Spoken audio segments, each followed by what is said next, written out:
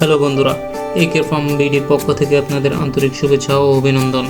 যারা নতুন খামারি আছেন, খামারে মুরগির ব্রুডিং অবস্থায় যদি ব্রুডার নিউমোনিয়া হয়, অনেকেই সঠিক চিকিৎসাটা দিতে পারে না।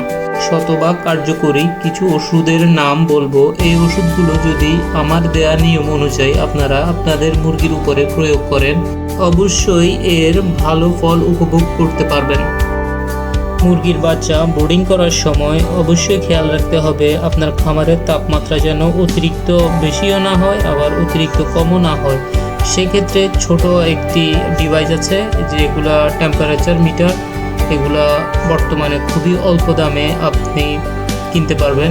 মুরগির ব্রুডার নিউমোনিয়া হলে প্রথমত আপনার আক্রান্ত যে মুরগির বাচ্চাগুলি দেখবেন সেগুলো সাথে সাথে আপনার ফার্ম থেকে বের করে ফেলবেন এবং মুরগিগুলোকে স্কিনে দেওয়া যে ওষুধগুলি আমি নিয়ম অনুযায়ী দিয়েছি, এই ওষুধগুলি আপনি 3 থেকে 5 দিন আপনার মুরগিকে প্রয়োগ করবেন। ইনশাআল্লাহ আপনার মুরগিগুলো অতি দ্রুত সুস্থ হয়ে যাবে। প্রথম ওষুধটি হলো টিলমাইকোসিন। আপনি যে কোনো ভালো কোম্পানির টিলমাইকোসিন 25% যে ওষুধটি দেখতে পাচ্ছেন স্কিনে, এই ওষুধটির সাথে দ্বিতীয় ওষুধটি হলো পালমোকেয়ার। এই ওষুধটি 3 লিটার পানিতে 1 ml মুরগিকে খাওয়াবেন। তৃতীয় ওষুধটি হলো ব্রঙ্কোবেট।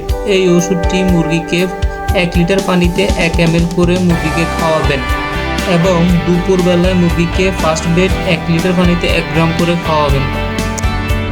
ভিডিওটি ভালো লাগলে অবশ্যই চ্যানেলটি লাইক, শেয়ার এবং সাবস্ক্রাইব করবেন।